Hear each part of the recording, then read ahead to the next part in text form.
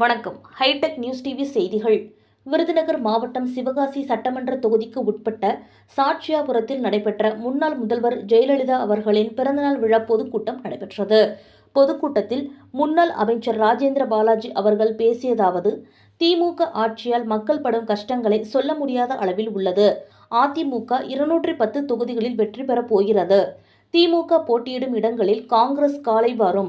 காங்கிரஸ் போட்டியிடும் இடங்களில் திமுக காலை வர தயாராகிவிட்டன. திமுக காங்கிரஸ் இடையே 7ஆம் பொருத்தமாக உள்ளது.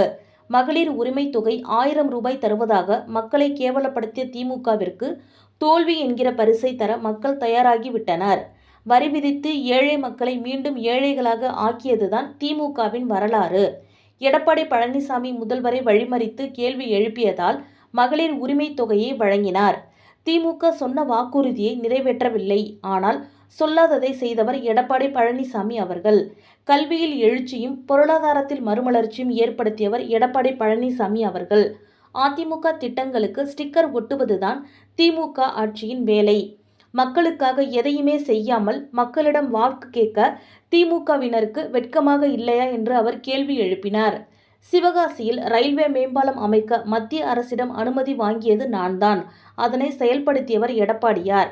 அதிமுக ஆட்சியில் மேம்பால பணிகளை துவங்க வேண்டிய நேரத்தில் நயவஞ்சகத்தனமான வழக்கு போட்டு வேலையை நடக்க விடாமல் தடுத்து நிறுத்தினர் என்று அவர் பேசினார்.